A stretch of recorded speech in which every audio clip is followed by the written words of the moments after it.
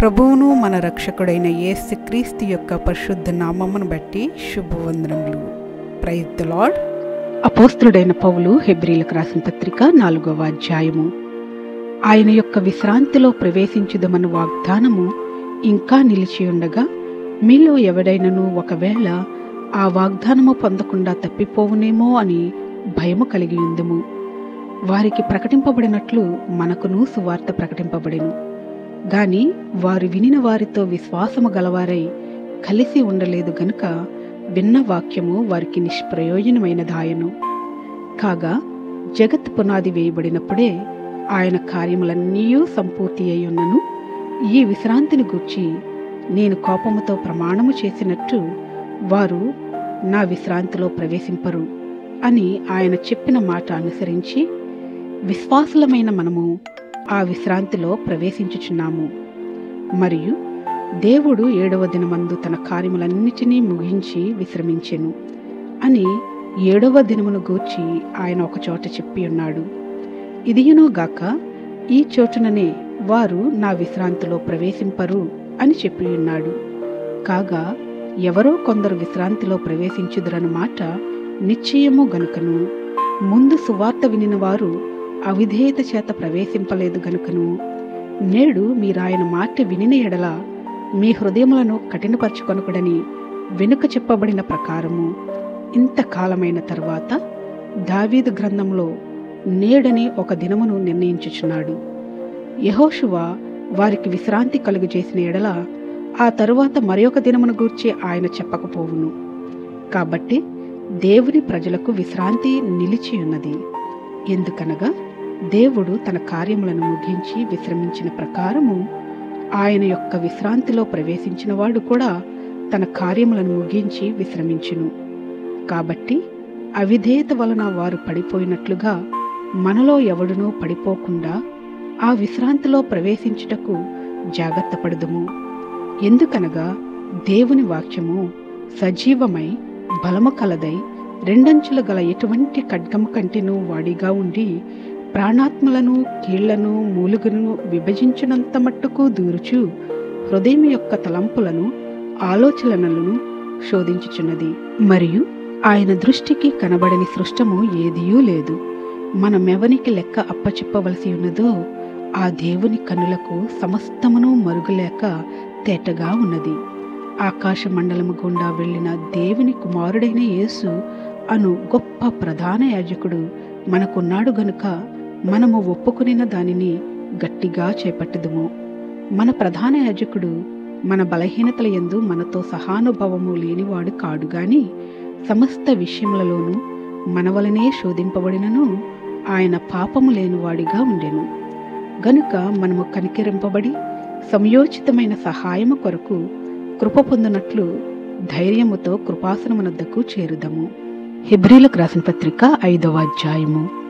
ప్రతి ప్రధాన యాజకుడును మనుషులలో నుండి ఏర్పరచబడిన వాడే పాపముల కొరకు అర్పణలను బలులను అర్పించుటకు దేవుని విషయమైన కార్యములు జరిగించుటకై మనుషుల నిమిత్తము నియమింపబడును.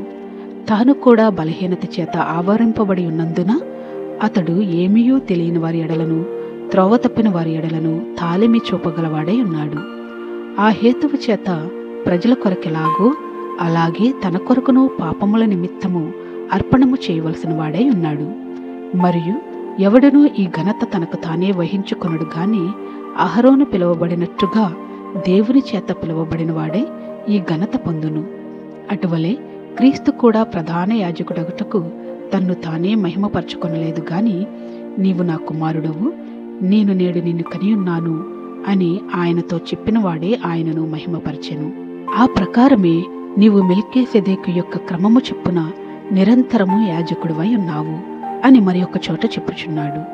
శరీరధారి అయి ఉన్న దినములలో మహారోదనముతోనూ కన్నీళ్లతోనూ తన్ను మరణము నుండి రక్షింపగలవానికి ప్రార్థనలను యాచనలను సమర్పించి భయభక్తులు కలిగి ఉన్నందున ఆయన అంగీకరింపబడెను. ఆయన కుమారుడయుండియు తాను పొందిన శ్రమల వలన విధేయతను నేర్చుకొనెను. మరియు ఆయన సంపూర్ణ సిద్ధి పొందినవాడే మెల్కీసెదెకు యొక్క క్రమములో చేరిన ప్రధాన యాజకుడని దేవుని చేత పిలువబడి తనకు విధేయులైన వారికందరికీ నిత్య రక్షణకు కారకుడాయెను. ఇందును గూర్చి మేము చెప్పవలసినవి అనేక సంగతులున్నవి గాని మీరు వినుటకు మందులైనందున వాటిని విశుద్ధపరచుట కష్టము. కాలమును బట్టి చుచ్చితే మీరు బోధకులుగా ఉండవలసిన వారై ఉండగా దేవోక్తులలో మొదటి మూలపాఠములను ఒకడు మీకు మరలా బోధింపవలసి వచ్చెను. మీరు పాలు త్రాగవలసిన వారే గాని బలమైన ఆహారము తినగలవారు కారు. మరియు పాలు త్రాగు ప్రతి వాడును శిశువే గనుక నీతి వాక్య విషయంలో అనుభవము లేనివాడై ఉన్నాడు. వయసు వచ్చిన వారు అభ్యాసము చేత మేలు కీడులను వివేచించుటకు సాధకము చేయబడిన జ్ఞానేంద్రియములు కలిగి ఉన్నారు గనుక బలమైన ఆహారము వారికే తగును. హెబ్రీలకు రాసిన పత్రిక 6వ అధ్యాయము. కాబట్టి నిర్జీవ క్రియలను విడిచి మారుమనసు పొందుటయు, దేవుని యందలి విశ్వాసమును, బాప్తిస్మములను గూర్చిన బోధయు, హస్త నిక్షేపణమును, మృతుల పునరుద్ధానమును, నిత్యమైన తీర్పును అను పునాది మరలా వేయక క్రీస్తును గూర్చిన మూలోపదేశము మాని సంపూర్ణుల మగుటకు సాగిపోదము.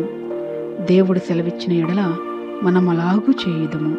ఒకసారి వెలిగింపబడి పరలోక సంబంధమైన వరమును రుచి చూచి పరిశుద్ధాత్మలో పాలువారే దేవుని దివ్య వాక్యమును, రాబోవు యుగ సంబంధమైన శక్తుల ప్రభావమును అనుభవించిన తరువాత తప్పిపోయిన వారు తమ విషయంలో దేవుని కుమారుని మరలా సిలువ వేయచ్చు బాహాటముగా ఆయనను అవమానపరుచుచున్నారు గనుక మారు మనసు పొందునట్లు అట్టి వారిని మరలా నూతనపరచుట అసాధ్యము. ఎట్లనగా భూమి తన మీద తరచుగా కురియు వర్షమును త్రాగి ఎవరికొరకు వ్యవసాయము చేయబడనో వారికి అనుకూలమైన పైరులను ఫలించుచు దేవుని ఆశీర్వచనము పొందును. అయితే ముండ్ల తుప్పులను గచ్చె తీగలను దాని మీద పెరిగిన ఎడల అది పనికిరానిదని విసర్జింపబడి శాపము పొందినదగును, తుదకది కాల్చివేయబడును. అయితే ప్రియులారా, మేమిలాగో చెప్పుచున్నను, మీరింతకంటే మంచిదియు రక్షణకరమైనదియునైన స్థితిలోనే ఉన్నారని రూఢిగా నమ్ముచున్నాము. మీరు చేసిన కార్యమును మీరు పరిశుద్ధులకు ఉపచారము చేసి ఇంకనో ఉపచారము చేయుచుండుట చేత తన నామమును బట్టి చూపిన ప్రేమను మరుచుటకు దేవుడు అన్యాయస్తుడు కాడు. మీరు మందులు కాక విశ్వాసము చేతను ఓర్పు చేతను వాగ్దానములను స్వతంత్రించుకుని వారిని పోలి నడుచుకున్నట్లుగా మీలో ప్రతివాడును మీ నిరీక్షణ పరిపూర్ణమగు నిమిత్తము మీరిదివరకు కనపరిచిన ఆసక్తిని తుదమట్టుకు కనుపరచవలనని అపేక్షించుచున్నాము. దేవుడు అబ్రహామునకు వాగ్దానము చేసినప్పుడు తనకంటే ఏ గొప్పవాని తోడు అని ప్రమాణము చేయలేకపోయాను గనుక తన తోడు అని ప్రమాణము చేసి నిశ్చయముగా నేను నిన్ను ఆశీర్వదింతును, నిశ్చయముగా నిన్ను విస్తరింపచేతును అని చెప్పాను. ఆ మాట నమ్మి అతడు ఓర్పుతో సహించి ఆ వాగ్దాన ఫలము పొందెను. మనుషులు తమ కంటే గొప్పవాని తోడు అని ప్రమాణము చేతురు. వారి ప్రతి వివాదములోనూ వివాదాంశమును పరిష్కారము చేయునది ప్రమాణమే. ఈ విధముగా దేవుడు తన సంకల్పము నిశ్చలమైనదని ఆ వాగ్దానమునకు వారసులైన వారికి మరి నిశ్చయముగా కనపరచవలనని ఉద్దేశించిన వాడే తాను అబద్ధమాడజాలని నిశ్చలమైన 2 సంగతులను బట్టి మన ఎదుట ఉంచబడిన నిరీక్షణను చేపట్టుటకు శరణాగతులమైన మనకు బలమైన ధైర్యము కలుగునట్లు ప్రమాణము చేసి వాగ్దానమును దృఢపరిచెను. ఈ నిరీక్షణ నిశ్చలమును స్థిరమునై మన ఆత్మకు లంగరు వలె నుండి తెరలోపల ప్రవేశించుచున్నది. నిరంతరము మెల్కీసెదెకు క్రమము చొప్పున ప్రధాన యాజకుడైన యేసు అందులోనికి మనకంటే ముందుగా మన పక్షమున ప్రవేశించెను. God bless you, viewers.